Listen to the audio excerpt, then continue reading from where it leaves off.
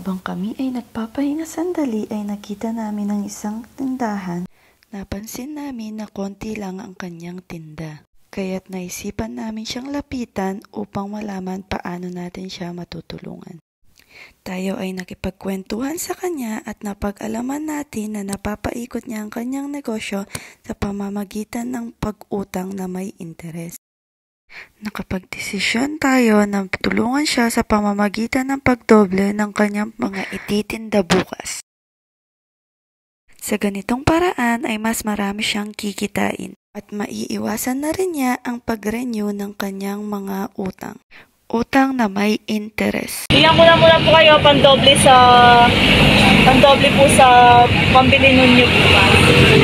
Nakapagdesisyon tayo na hindi na natin sasamahan si ate sa kanyang pamamalengke. Atin na lang siyang babalikan bukas upang makita natin ang kanyang mga pinamili.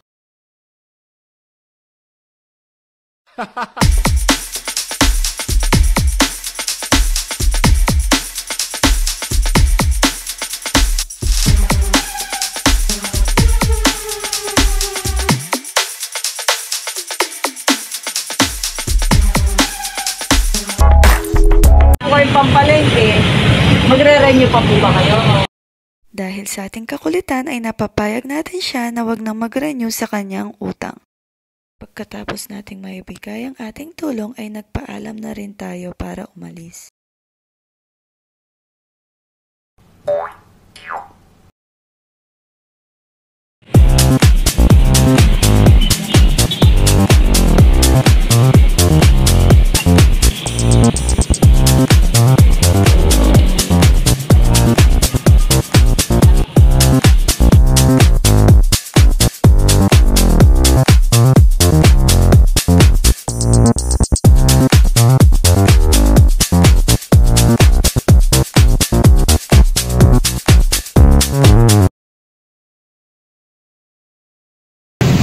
Ako po pala si Elizabeth Bakay.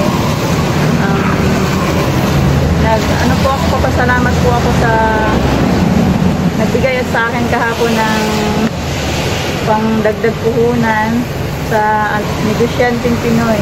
Maraming salamat po kasi nadagdagan po yung tinda ko.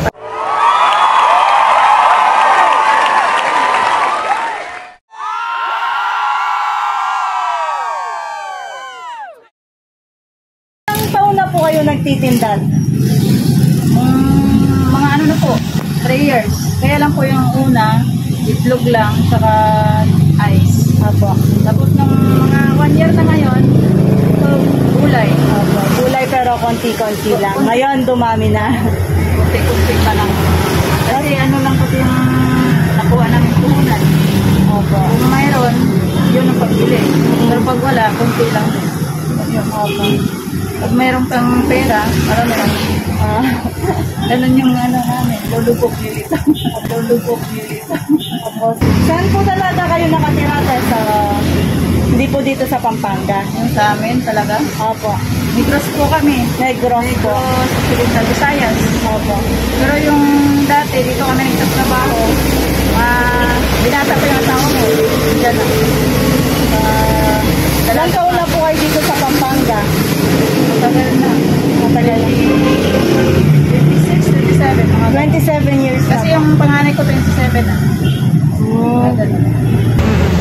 Ano po yung pakiramdam nyo? Konti lang yung binibili nyo. Ngayon, mas nadagdagan po yung pagbili nyo po sa palengke.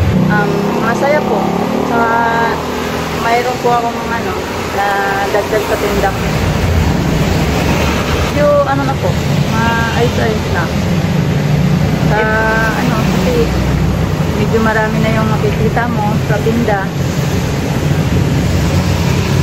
Saka siya, pag maraming tinda, yung mga tao pag bibili. Kasi pag konti lang, parang ayaw nila lumapit ganun po.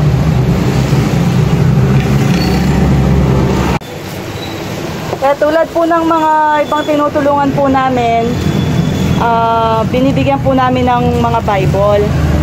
Bigyan po namin kayo ng Biblia. Basahin niyo po ito pagka wala pong bumibili, ganyan. Sana po hindi lang po yung negosyo nyo yung lumago, pati yung relasyon nyo sa Panginoon. Ano po pala yung ano nyo? Biblia po, salita po ng Panginoon po. Basahin nyo po pagka wala po kayong ginagawa. Yan po, umulan bumagyo, tuloy po yung negosyo.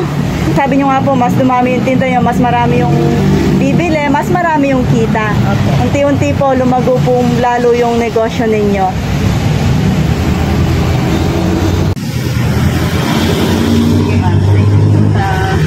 Basahin nyo po yan, no, te? Sa susunod na balik namin, wala na yung mga renew. Ubus na. Oh, meron na po. Malapit na yung Tsaka po yung estudyante nyo, makagraduate na rin po. ano pa po siya, 2 years. 2 years pa. Malibilis lang naman po yung panahon. Magaling lang.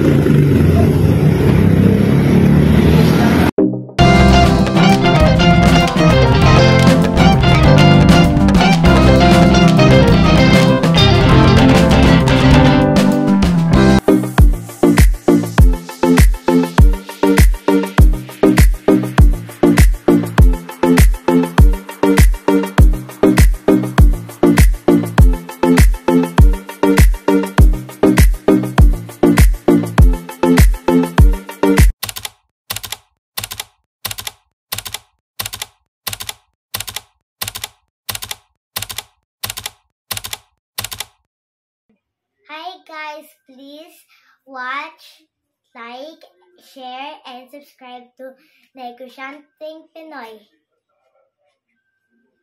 Habang ako ay pauwi, nakita ko si kuya na nagtutulak ng kariton.